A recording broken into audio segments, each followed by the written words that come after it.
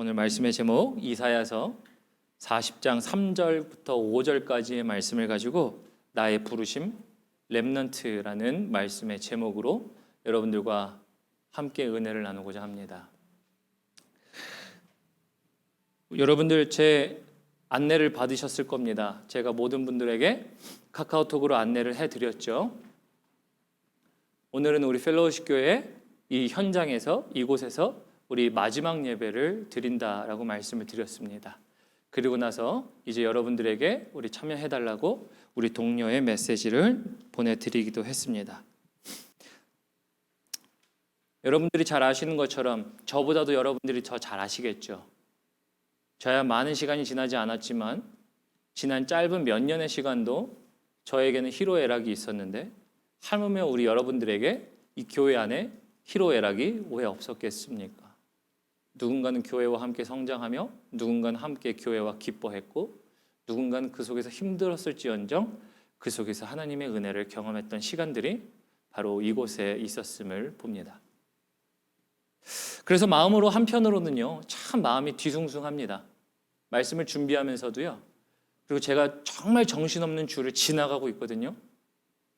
정말 스케줄이 하나도 빼곡히 빠짐없이 처음부터 끝까지 이어지는 이 순간들이 정말 지나가고 있어요. 그런데 그럼에도 불구하고 마음이 뒤숭숭하더라고요. 언제나 그렇듯 사랑하고 추억이 있는 것을 멀리 떠나보낸다는 것은 아무래도 그런 마음이 아닌가 싶습니다. 하지만 여러분들, 우리 하나님의 일하심은 끝나지 않았습니다. 그리고 그 펠로우십 교회를 통해서 하나님은 새로운 일을 하실 겁니다. 그리고 우리는 그 새로운 일에 발맞추어서 새로운 모습으로 변화하고자 하는 순간에 와 있습니다. 그리고 그 순간에 발맞추어 저는 여러분들에게 카카오톡으로 이제 힌트가 될 만한 우리 교회의 이름을 말씀드렸죠. 우리는 이제 펠로우십 교회라는 옛 옷을 벗어버리고 이제 렘넌트 교회라는 새로운 옷을 입고자 합니다. 렘넌트가 무엇인지 아시나요?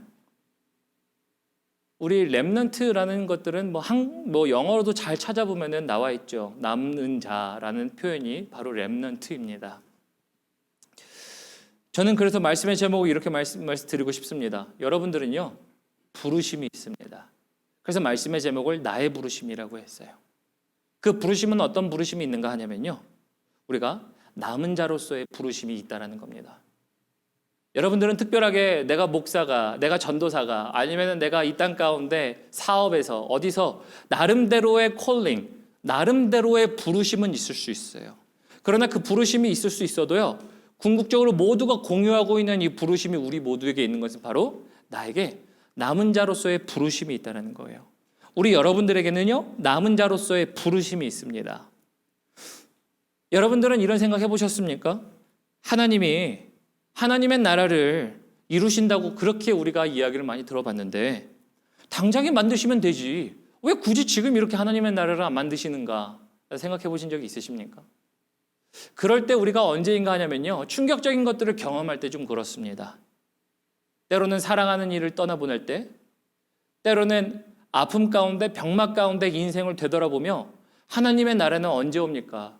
혹은 왜 내가 고통 가운데 있어야 합니까? 고통이 없는 날은 언제입니까? 라고 하며 그러한 것들을 생각해 보기 마련입니다. 또 아마 어떤 분들은 이런 경험을 해보신 적이 있을 겁니다. 병환중에 있는데, 아픔 가운데 있는데 하나님 고통 없이 나를 하나님 나라에 데려가시지 왜 나를 지금 이 땅 가운데 남겨놓으셨습니까? 라는 생각을 해보신 분들도 있을 겁니다.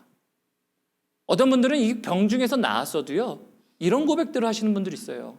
하나님이 나를 왜 낫게 하셨지? 나를 향하신 하나님의 뜻은 무엇이지? 라고 하는 생각들을 하시는 분들도 계십니다. 그래서 우리는 왜 하나님의 나라를 당장 이루지 않으세요? 라고 하는 질문들이 생기곤 하죠. 이것을 조금 성경적인 표현으로 바꿔보면요, 어떤 표현인가 하냐면요, 이스라엘 백성들이 광야를 돌았습니다. 광야를 돌았는데 가나안 땅을 하나님이 약속으로 주셨어요. 근데 가나안 땅을 약속으로 주신 하나님께서 이스라엘 백성들에게 광야를 돌게 하시니 이스라엘 백성들은 이렇게 불평하는 겁니다. 하나님 굳이 광야를 지나가야 하는 이유는 뭡니까? 그냥 가나안 땅으로 들이시면 되지 왜 그 시간을 지나가게 하시냔 말입니다. 왜 내가 광야에 남아서 이런 고생을 해야 합니까? 라고 하는 동일한 고백이 우리의 고백이라고 생각합니다. 왜 하나님이 남겨놓으셨을까요? 하나님이 왜 살려두셨을까요? 하나님이 이 땅 가운데 힘들지만 왜 그렇게 살라고 하셨을까요? 거기에는요, 부르심이 있기 때문이에요. 어떤 부르심인가 하냐면요, 오늘 본문 말씀 우리 아직 읽지 않았죠? 3절부터 먼저 5절 읽은 후에 함께 말씀 나눠보도록 하겠습니다. 우리 3절부터 함께 읽어보겠습니다. 시작. 외치는 자의 소리여 이르되 너희는 광야에서 여호와의 길을 예비하라. 사막에서 우리 하나님의 대로를 평탄하게 하라. 골짜기마다 도두어지며 산마다 언덕마다 낮아지며 고르지 아니한 곳이 평탄하게 되며 험한 곳이 평지가 될 것이요 여호와의 영광이 나타나고 모든 육체가 그것을 함께 보리라. 이는 여호와의 입이 말씀하셨느니라. 우리 이사야서 40장 3절부터 5절을 보면요, 지금 여호와의 길을 예비하라라고 되어 있거든요. 근데 제가 아까 말씀드렸죠. 왜 우리를 굳이 남겨놓으셨을까? 그리고 그 부르심은 뭘까라는 것을 통해 볼 때요, 이사야서 40장 3절 다시 한번 보여주시면요, 40장 3절에 이렇게 되어 있어요. 외치는 자의 소리여 이러면서 누구에게 얘기합니까? 너희 모두는 광야에 남는다라는 거죠. 제가 제 개인적인 해석을 함께 섞은 건데요, 광야에 남아서 뭐를 하라는 겁니까? 여호와의 길을 예비하라. 물론 이 말씀이 여러분들 성경을 조금 아시는 분들은 이제 세례 요한을 통해 이루어졌다라는 것을 통해 알고 있습니다. 그러나 세례 요한뿐만 아니라 지금 여기서 이사야는 누구에게 이야기합니까? 너희 모두에게예요. 그리고 세례 요한의 대상에 섰던 사람들 누구입니까? 하나님을 믿는 모든 백성들이었어요. 결국은요, 이 부르심을 받는 자들은 누구냐면요, 저이기도 하고요, 여러분이기도 합니다. 여러분들이 이 땅 가운데 남아있는 순간, 여러분들의 생명이 다하기까지 주님을 보기 그 순간 전까지는요, 여러분들에게 이 땅에 남은 이유가 꼭 있다라는 거예요. 이 땅에 남아있는 이유 뭡니까? 여호와의 길을 예비하는 거예요. 여러분들은 그래서 부르심이 있는 사람들이에요. 신앙생활을 갖고 있는다, 예수를 믿는다, 나는 부르심을 있다라고 하는 것과 똑같은 이야기입니다. 그래서 우리 단순히 이사야서만 얘기하는 것뿐만 아니라 우리 성경을 통해서, 그리고 우리가 말씀을 들으면서 이런 얘기하지 않습니까? 주님의 다시 오심을 예비하는 사람들, 우리가 이 얘기 들어보셨죠? 그래서 주님 찬양하면서 우리 이런 찬양도 있지 않습니까? 마라나타 마라나타 아멘 주 예수여 오시옵소서. 무슨 내용입니까? 주님 다시 오시라고 하는 그 기다리는 내용에 이야기하는 것이 믿음을 고백한 그 찬양 아닙니까? 믿음은요, 우리가 예수의 다시 오심을 기다리는 거예요. 신앙생활은요, 내가 잘 되는 것도 있을 수 있겠죠. 그러나 나의 잘됨보다도 나를 살려주신 주님의 은혜에 감격하며 그 주님을 기다리는 것이 신앙의 정수이고 핵심 아닙니까? 그러다 보니까 우리는요, 모두 그 부르심이 있어요. 그래서 저는 그 부르심이 있음을 여러분들에게 주지시켜드리고 싶었습니다. 그렇다면 그 부르심은 우리에게 끝났습니까? 아니면 현재 진행형입니까? 현재 진행형이죠. 주님이 다시 오시는 그날을 바라보는 모든 성도들은요, 현재 진행형이에요. 여러분들의 부르심은 현재 진행형이라는 거예요. 그래서 따라해 보실까요? 나는 여호와의 길을 예비하는 부르심이 있다. 여러분들은 여호와의 길을 예비하는 부르심이 있다는 거예요. 그래서 그런 찬양들 들어보셨습니까? 그 한 찬양 중에 또 이런 찬양이 있죠.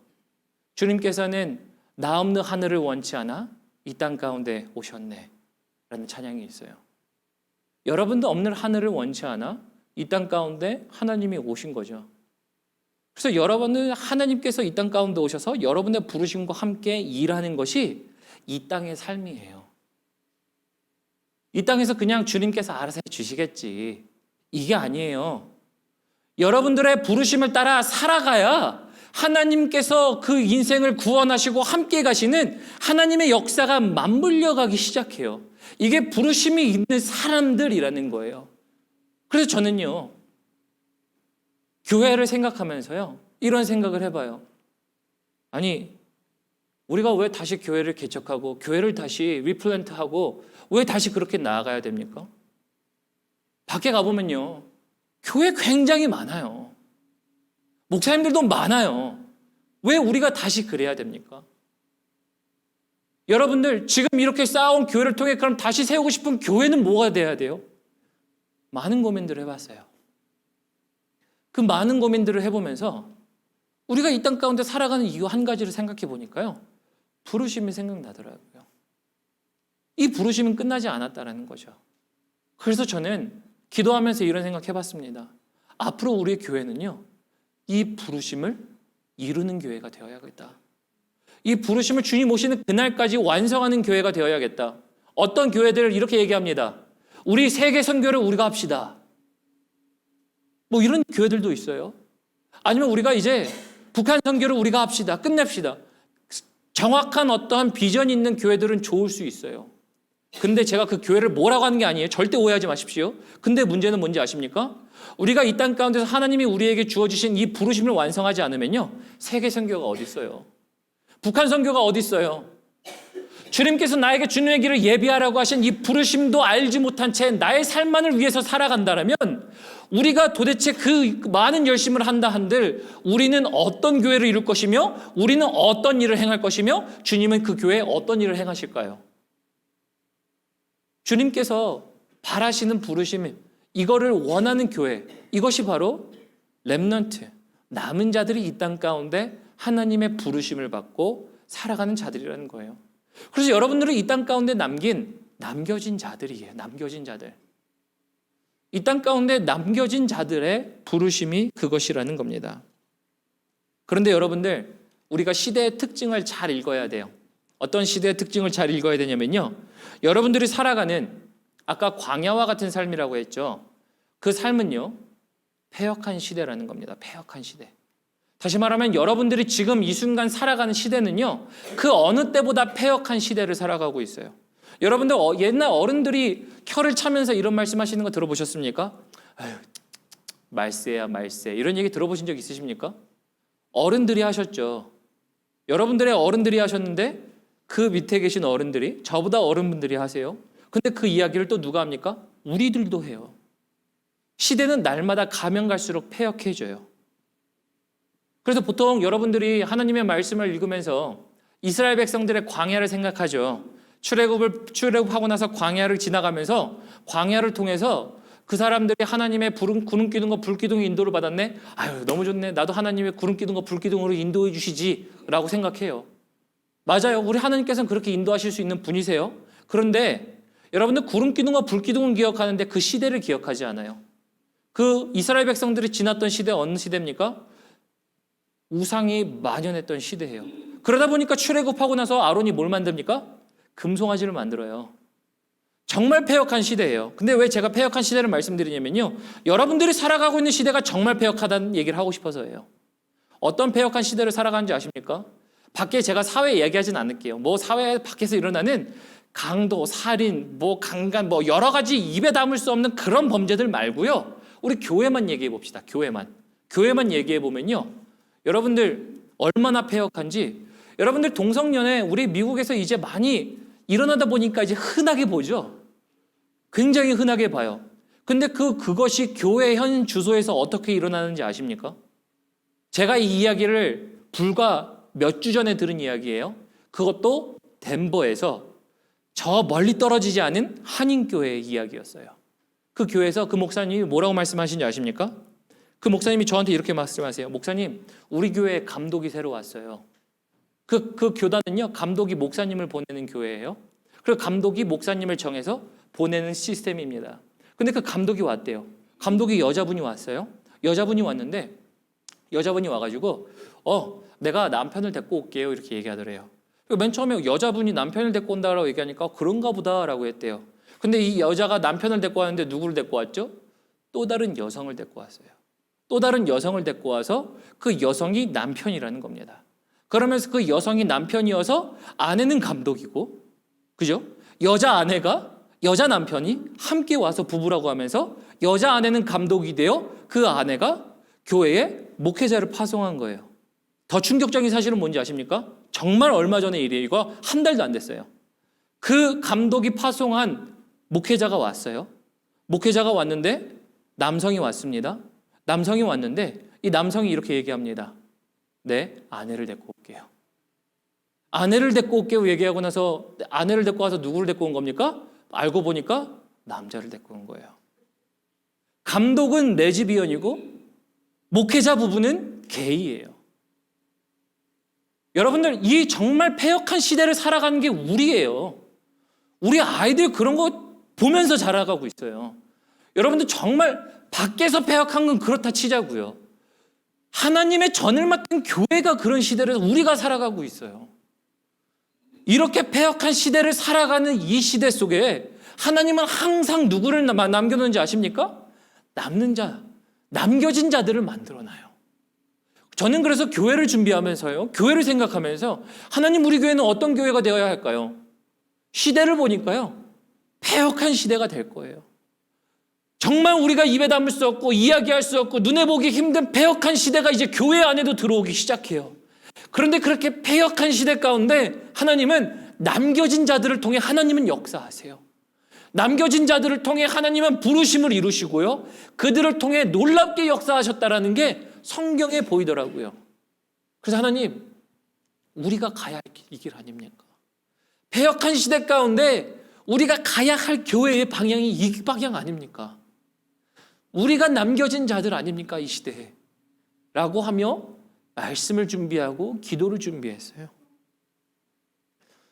패역한 시대 가운데 하나님이 남겨진 자들을 준비하셨다는 얘기를 어디서 들을 수 있냐면요, 먼저 남겨진 자 첫 번째, 여러분들 잘 아시는 말씀이에요. 열왕기상 우리 19장 18절 보면요, 잘 아시는 말씀입니다. 함께 읽어보겠습니다. 시작. 그러나 내가 이스라엘 가운데에 7,000명을 남기리니 다 바알에게 무릎 꿇지 아니하고 다 바알에게 입 맞추지 아니한 자라. 이 당시 어떤 시대인지 아시죠? 아합 왕과 아세라가 바알에게 무릎을 꿇고 우상 숭배를 강요하는 패역한 시대예요. 패역한 시대 중에 시대라고 얘기할 수 있는 가장 이스라엘 백성들 가운데 암울한 시대라고 얘기할 수 있었던 시대예요. 그렇게 패역한 시대 가운데 이제 엘리야는요, 바알 제사장 850명과 싸워서 놀라운 일들을 하죠. 그리고 나서 아세라가 죽인다고 하니까 인생에 침체기가 와요. 심지어 놀라운 기적을 체험했는데도 침체가 와요. 도망가서 숨습니다. 하나님이 먹이세요. 까마귀를 공급하시죠. 먹이신 다음에 하나님이 뭘 보여주신지 아십니까? 엘리야가 이런 불평을 했겠죠. 하나님, 나 혼자 남았어요.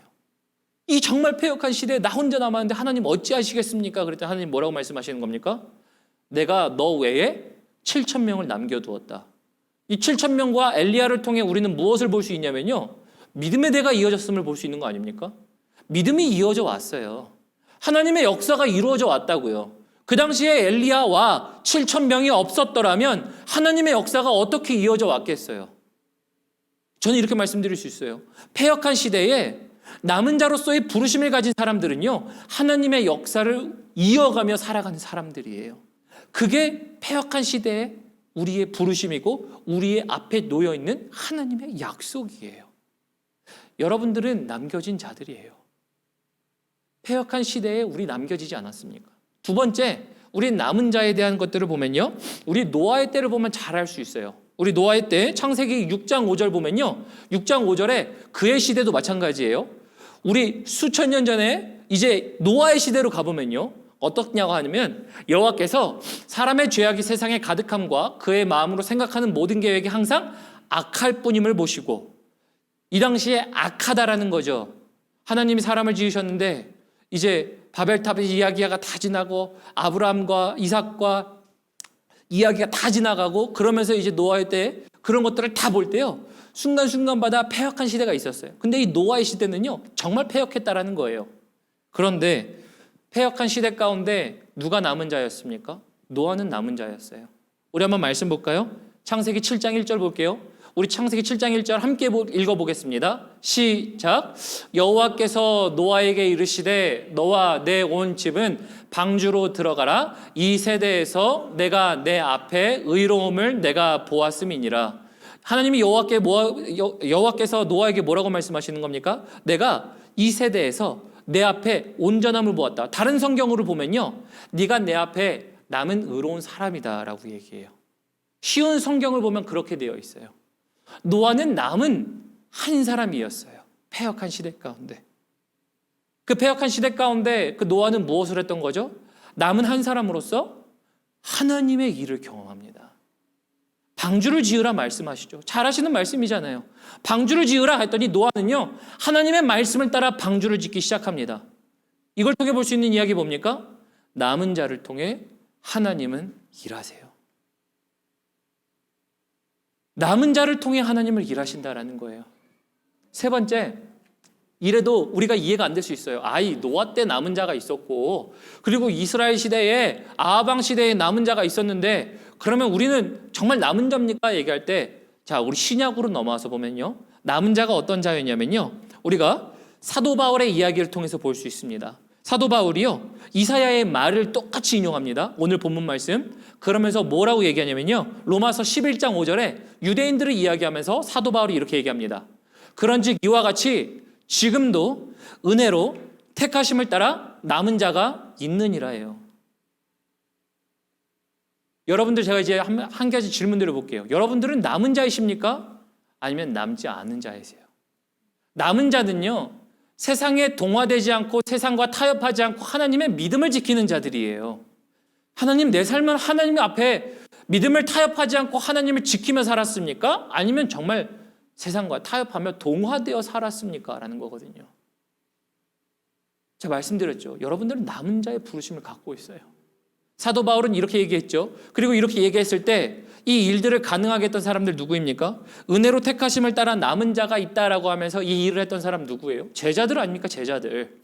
12 제자들 주님께서 이렇게 말씀하시죠. 너희는 예루살렘을 떠나지 말고 성령이 너에게 임하시기까지 너희는 머무르라 라고 하면 남은 자로서 성령을 받고요, 그들은 나가서 사역을 했어요. 그들 남은 자였어요.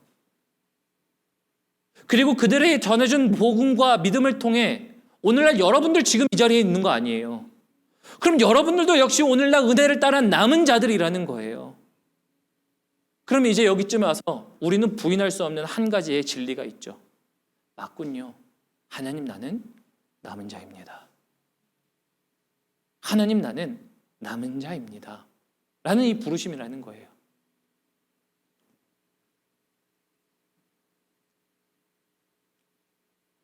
그래서 우리가 남은 자들을 통해 일하신 하나님을 볼 때요, 이제 이런 질문이 들 수밖에 없어요. 목사님, 그럼 내가 남은 자가 되기 위해서 뭐 해야 돼요? 이거거든요.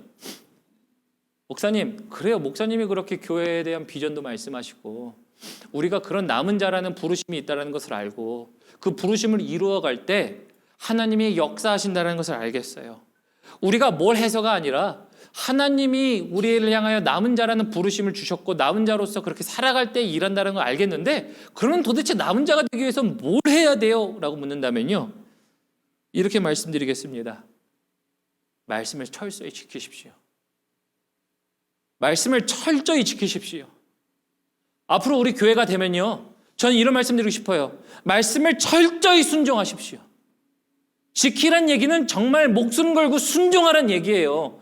하나님의 말씀이 앞에서 퍼질 때, 우리 목사님 말씀하셨네. 목사님 이야기를 들으라는 게 아니에요. 제 말에 순종하는 얘기가 아니에요. 제 말이 울려 퍼질 때마다 하나님의 말씀이 그러하네, 그렇게 살아야지를 붙잡으시란 얘기예요.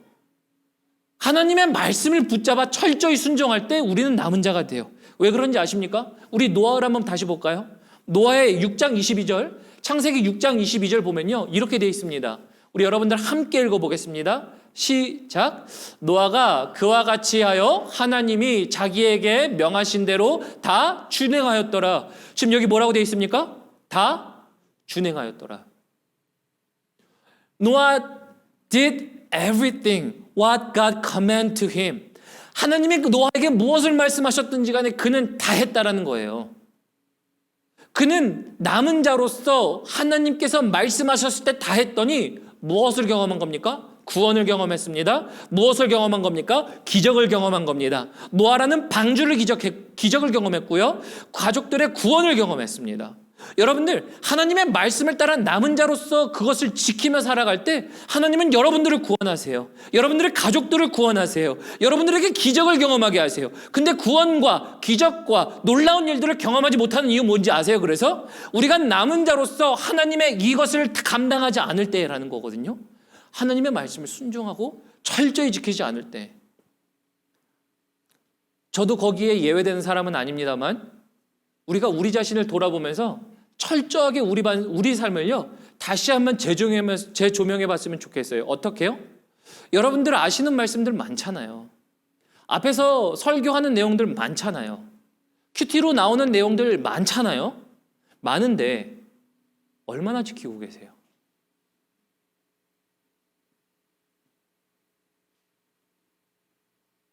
제가 조금 더 솔직하게 말씀드릴게요. 제가 이제 3년 목회하면서 우리의 교회가요, 말씀으로 굉장히 서 있던 교회 맞아요. 말씀으로 굉장히 든든했던 교회가 맞아요. 여러분들 보면요, 그게 느껴져요. 그런데 하나님의 일이 감당되려면요, 이게 돼야 되거든요. 말씀이 있었던 거하고 말씀대로 살아가는 거하고 달라요. 여러분들이 과거의 말씀을 경험하셨다는 것은 충분히 제가 동의하고 인정하고 대단한 일입니다. 그런데 오늘날 여러분들의 삶을 볼 때 그러냐 도전드리고 싶은 거예요. 저도 마찬가지예요. 왜냐하면 이제 저는 강하게 생각하기 때문이에요. 어떻게 해요? 우리가 하나님 말씀 이렇게 하지 않으면요, 앞으로 남은 자로서 하나님의 기적과 능력과 구원하심과 경험을, 모든 것들을 경험하지 못해요. 이게 남는 자에게 앞에 남겨진 부르심이에요. 그래서 노아는요 다 지켜 행했습니다. 우리 요한계시록 12장 7절 볼까요? 오늘 좀 말씀이 많은데요. 요한계시록 12장 7절 우리 함께 읽어보겠습니다. 시작. 용이 여자에게 분노하여 돌아가서 그 여자의 남은 자손 곧 하나님의 계명을 지키며 예수의 증거를 가진 자들과 더불어 싸우려고 바다 모래 위에 서 있더라. 요한계시록에 보면요, 여자의 남은 자손이 있다고 그래요. 여자의 후손으로 온 사람 누구입니까? 성경으로 볼 때 예수 그리스도죠. 예수 그리스도로 말미암아 남은 offspring, 남은 자손이 있대요. 남아있는 사람들을 통해 그 사람들의 삶이 뭐라는 겁니까? 하나님의 계명을 지키며 살아온대요. 하나님의 계명을 지키며 살았더니 두 번째 뭐라고 돼 있냐면요, 예수의 증거가 그 삶에 넘치더래요. 이 말씀을 읽으면서 얼마나 울었는지 몰라요. 사도행전과 여러분들이 보시는 하나님의 말씀을 보면요, 그들 가운데 성령의 인치심과 기적과 놀라우심과 안진뱅이를 일으키심과 모든 기적들이 왜 나타난 거예요? 말씀을 지키며 살아온 제자들의 지키며 살아왔더니 예수의 증거와 기적들이 그 안에 남은 거예요. 예수의 증거가 남은 거는요, 말씀을 지킬 때 증거가 남아요. 말씀을 지키셔야 하나님의 증거가 살아남고요. 그 증거 때문에 누가 싫어하는 거예요? 사단이요, 마귀가 여러분들을 대적하여 싸우려고 서는 거예요. 마귀가 대적하여 설 겁니다. 누구를요? 여러분들을요. 다시 말하면 누구를요? 우리 교회를요. 누구를요? 앞으로 신앙생활을 하며 살아가려고 하는 여러분들 앞에 마귀는 설 거예요. 근데 요한계시록 여기 말씀 잘 읽어보면 뭐라고 되는지 아십니까? 그들에게 승리가 있다라고 얘기해요. 승리가 놓여 있다라고 얘기해요. 어린 양의 피로 그들의 죄를 씻어서 그들은 승리하며 놓여 있다라고 얘기해요. 왜요? 말씀을 지키며 살아온 그들의 예수의 증거가 삶 가운데 있기 때문이에요. 그럼 이제 결론을 좀 짓겠습니다. 우리 찬양팀 올라오시고요. 여러분들,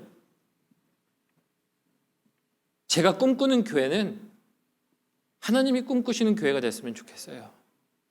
여러분들이 함께 하시는 교회는요, 하나님이 함께 하시는 교회가 됐으면 좋겠어요. 여러분들이 하려고 하시는 모든 행동들은요, 하나님이 말씀하시는 명령하신 말씀이었으면 좋겠어요. 그거 누구에게 있다고요? 남아있는 자에게예요. 여러분들, 그러면서 제가 굉장히 이런 생각을 해봤습니다. 말씀을 묵상하면서 우리 아브라함 때 하나님이 이렇게 말씀하셨죠. 세라에게 내년 명년에 너에게 기한이 있어서 너가 아이를 낳을 거다라고 얘기하죠. 아이를 낳을 때 세라가 어떤 상태였습니까? 경수가 끊어져서 아이를 낳을 수 없는 상황에 있더라라는 거였거든요. 그때 세라가 뭘 했어요? 비웃었어요. 하나님, 어찌 내가 임신하겠습니까? 동일한 마음이 저에게 있더라고요. 어떻게 했냐면요, 제가 이 말씀을 묵상하고 교회를 준비하고 있는데요, 남는 자, 사단이 이런 마음 주는 것 같아요. 야, 너 지금 남아있는 사람들 때문에 남은 자라고 하는 거지. 너 그거 어떻게 그렇게 되겠어? 비웃음과 조롱과 생각이 막 들더라고요.